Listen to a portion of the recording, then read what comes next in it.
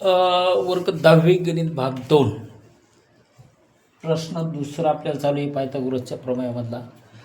पहिल्या प्रश्नामध्ये सर्वसंच 2.1 मध्ये आपण त्रिकुटे पाहिले. आता काय प्रश्न दिलेले आहेत तुम्हाला. प्रश्न दिल्यासोबत दिलेल्या आकृतीमध्ये कोण एम एन पी 90 अंश, रेख एन क्यूला लंब एम पी, तर एम क्यू 9 दिला आहे, पी क्यू क्यू पी आपल्याला 4 दिला आहे, तर एन क्यू काढा असा प्रश्न आपल्याला दिलेला आहे. बरोबर. आता प्रश्न दिलेला आहे तुमच्या पुस्तकामध्ये पण तुम्हाला प्रश्न दिलेला आहे. याच्यामध्ये आपल्याला प्रामुख्याने पाहिजे त्रिकोण कोणता दिलेला आहे एम एन पी मध्ये. त्रिकोण एन आपले एम एन पी मध्ये एन एम पी मध्ये याच्यामध्ये तुम्हाला काय कोण दिले, त्याच्यामध्ये काय दिलं आहे. पहिला कोण किती अंशाचा दिला आहे एम एन पी. आपल्याकडे कोण एम एन पी दिलेला आहे 90 अंश एवढा याचं माप दिलेलं आहे आणि त्याला रेख दिलेले आहे. पहिली एक रेख दिली तुम्हाला कोणती एन क्यू, तिला एक लंब रेषा दिलेली आपल्याकडे, तिचं नाव आहे एम पी. रेख एम पी, रेख कोणती एम पी. हा झाला आपला पक्ष. याला पक्ष असं नाव द्यायचं का ते प्रश्नामध्ये विचारलेले. आता आपल्याकडे एक सूत्र आहे, मग ते सूत्र काय आपल्याकडे ते बघू. बरोबर. एन क्यू विचारलंय म्हणून आपल्याला लिहायचं आहे एन क्यूचा वर्ग बरोबर एम क्यू गुणाकारामध्ये क्यू पी. एम क्यू गुणाकारामध्ये क्यू पी हे आपल्याला दिले आहे. आता हे कशावरून घेतले आपण, जे काय आपल्याला भूमितीमध्ये जे प्रमेय दिलेले आहे त्या भूमितीमध्याच्या प्रमेयावरून, भूमितीमध्याच्या प्रमेय याच्यावरून.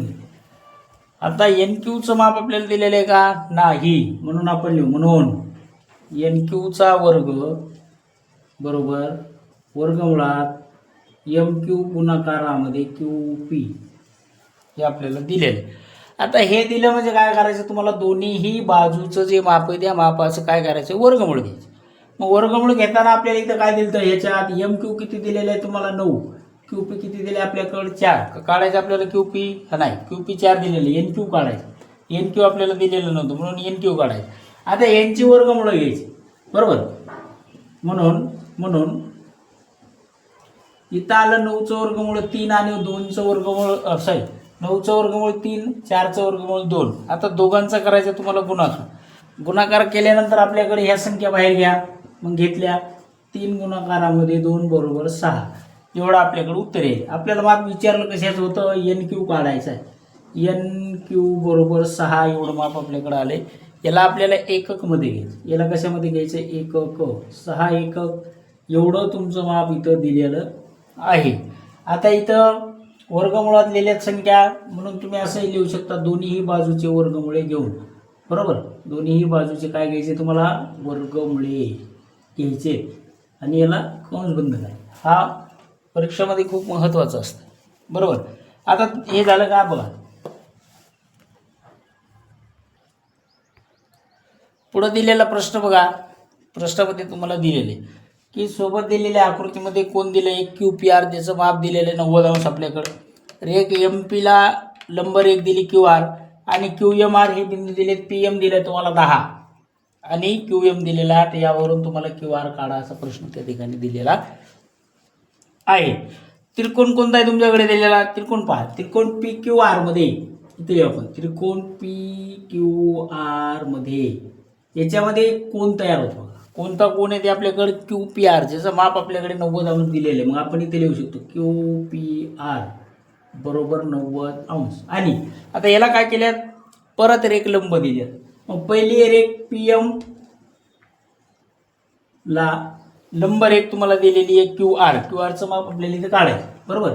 क्यू आर याला तुम्ही मगासारखं पक्ष लिहू शकता जर तुम्हाला लिहायचं असेल तर. आणि परत आता तेच सूत्र पी एमचा वर्ग बरोबर. पी एमचं माप इथं आपल्याला दिलेलं आहे क्यू एम गुणिले एम आर. क्यू एम गुणाकारामध्ये क्यू आर एम आर आपल्याला काढायचं. एम आर हे काय आहेत आपल्याकडं भूमितीमध्याचे प्रमेय.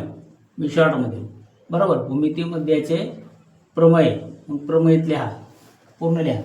आता याचं दिलेलं आहे आपल्याला माप दिलेलं आहे तुम्हाला 10, याचं दिलेलं आहे 8, MR आपल्याला काढायचं दोन. मग आता वर्ग दिलाय म्हणून इथं याचं माप टाकू 10चा वर्ग बरोबर 8 गुणाकारामध्ये MR दिल्या म्हणून MR. माप कशाचं काढायचं MR. मग MR समोर येणार MR बरोबर 8. 10चा वर्ग झाला आपल्याकडे 100, 8चा वर्ग काढायचा नाही, 8 गेले छेदात. गुणाकाराचं संख्या भागाकारामध्ये येऊ शकते. मग आता याचं गुणोत्तर काय निघन, मग त्याचं गुणोत्तर काढायचं. 100ला तुम्हाला 8 भागायचंय. मग MR बरोबर आता 12×8 = 96 म्हणजे 12 येणार.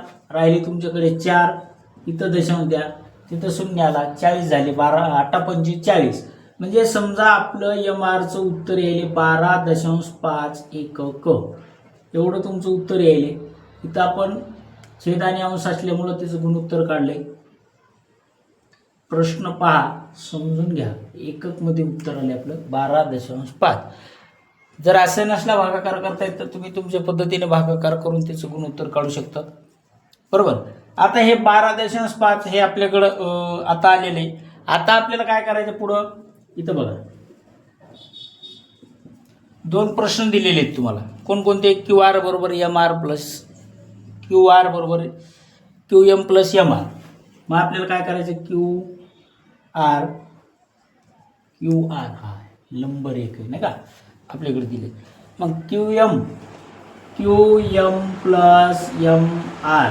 QM दिलंय का नाही. QR किती दिलेलं आहे, QM आपल्याकडे दोघांचे उत्तर निघले. याचं आले 8, याचं आले आता काढलेला आपण 12.5. QR बरोबर दोघांची बेरीज करा. 12 आणि 8 किती झाले तुमच्याकडं 20 दशांश दशांश. म्हणजे आपलं उत्तर इथं आलं बघा 20.5 एकक. याला पण मी असं चौकट करतो जेणेकरून तुमच्या लक्षात राहायला पाहिजे. 2 प्रश्न होते आपल्याला. QR काढायचा होता, आपण इथं QR काढला, इथं MR काढला. आता इथं QR बरोबर QM प्लस MR. MR आपल्याला दिलेलं म्हणजे काढायचं होतं, इथं पण MR आपल्याला दिलेलं. इथं या एका ठिकाणी आपल्याला MRची किंमत काढायची होती, ती आपण या ठिकाणी काढली. इथं QR काढायचा प्रश्नामध्ये QR तुम्हाला विचारलेला आहे म्हणून आपण QRची किंमत काढली. या ठिकाणी असा हा प्रश्न दुसरा आपल्याकडं तिसरा संपलाय. प्रश्न चौथा याच्यामध्ये दिलेला आहे, ते पण आपण बघणार आहे. लिहून घ्यायचं.